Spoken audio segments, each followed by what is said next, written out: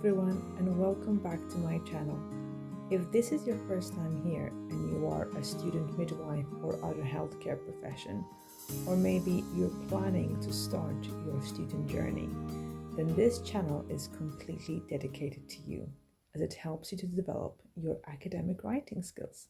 So if that is you, then please feel free to subscribe to my channel, hit the notifications button so that you can see updates on all the videos that I upload.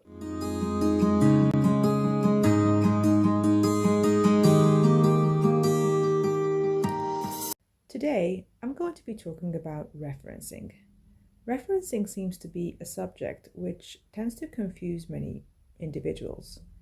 Not particularly because it's a complex task, but often people don't quite know how to go about doing it.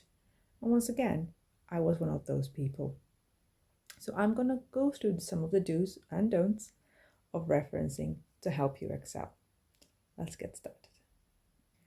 So I'm going to start with some of the do's of referencing.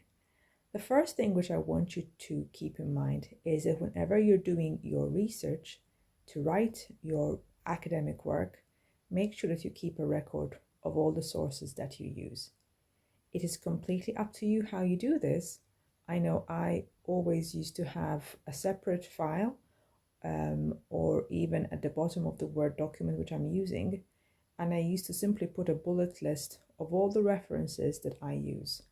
Sometimes if I'm in a rush, I literally put simply the title and the author, and then I go and look for it again, or sometimes I just use the website to be quick, but it's completely up to you how you do this, as long as you do keep a resource of these sources, because you don't want to come to the end of your work and you're drafting and you're revising what you're doing and you see that you have some missing references which you then cannot find, because otherwise then that argument or that comment will need to be removed to avoid the risk of plagiarism.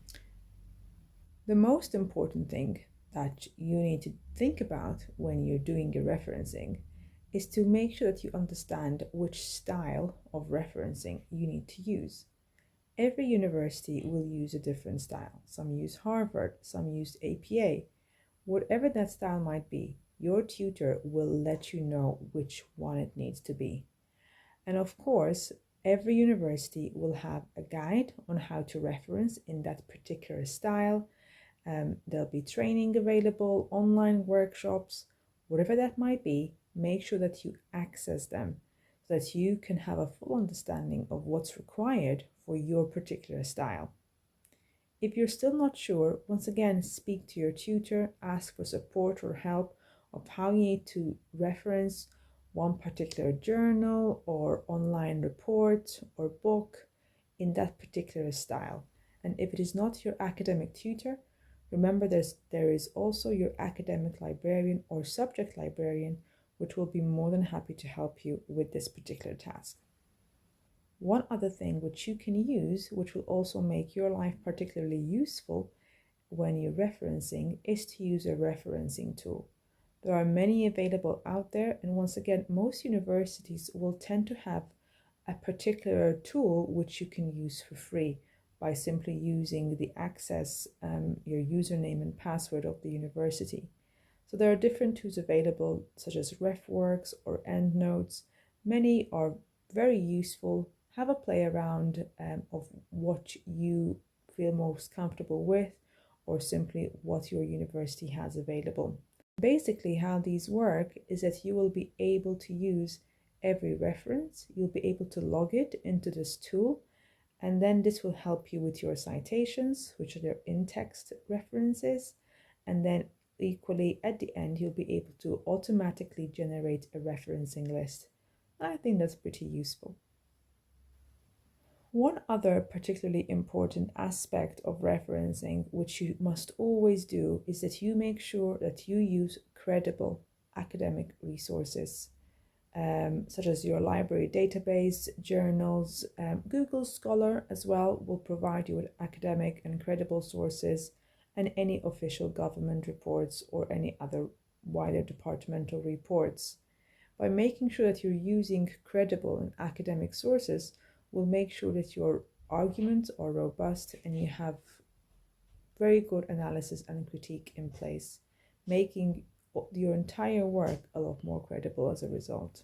And finally, one other thing which I think is very important that all students will do when they're referencing, and that is to use a very wide range of sources and references, which are obviously applicable to the particular topic which you are writing about.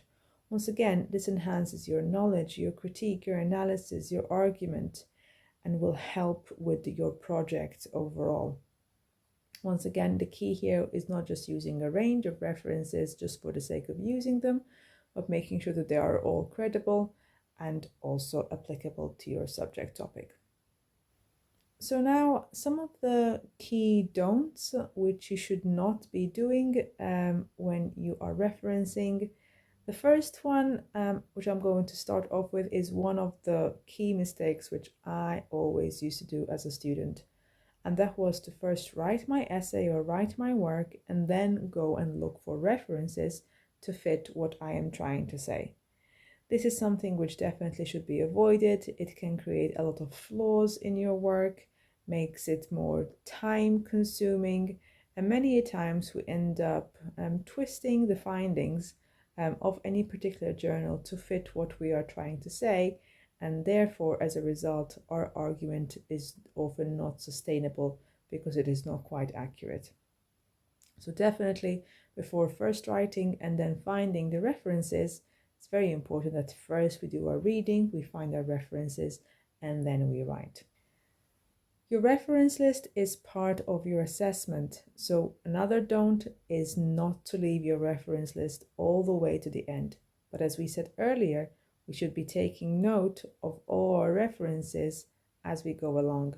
I always suggest that as much as possible, have your references being completed in a few chunks, because when you come to the end of a piece of work and you may have 50 references which you need to complete, it can be rather heartbreaking, and many times then you'll end up skimming through them and you'll end up with lots of errors. Another thing which you should avoid is avoid using references which are particularly outdated unless it cannot be avoided. So basically, if you can find a reference from the last 5 years, use that one instead of a reference which is saying the exact same thing from 2 decades ago. Obviously, sometimes it can't be avoided. For example, if you want to talk about the creation of a particular theory from the 1950s, then you obviously can only cite the creator, the original author of that particular theory from its original citation, and that's okay. But if you want to keep on discussing how that theory is being applied, then you should be using more up-to-date references. The other thing which you should avoid doing in terms of referencing is using non-academic sources. So obviously, if we are recommending that you use academic sites, then equally you should not be using non-academic sources. And by these we mean, like, for example, any personal blogs or newspaper articles or general Google. By using these non-academic sources, often the knowledge might not be as accurate, your arguments might not be as well adjusted and well rounded, and equally it can often lead to increased bias. And finally, even if you are using a referencing tool, remember that after you write your entire essay and you have your reference list complete, still double check your reference. So make sure you review it and make sure that all your citations within text have a reference at the end in your list, and all the references within your list have a citation within the text as well. And make sure that it is actually following the style which your university is recommending. And that's it. Those are my top 5 do's and my top don'ts when it comes to referencing. I hope you found this video useful, and I hope you'll be able to apply these tips and tricks to your own work. And in the meantime, I wish you all the best, and I'll see you next time. Bye-bye.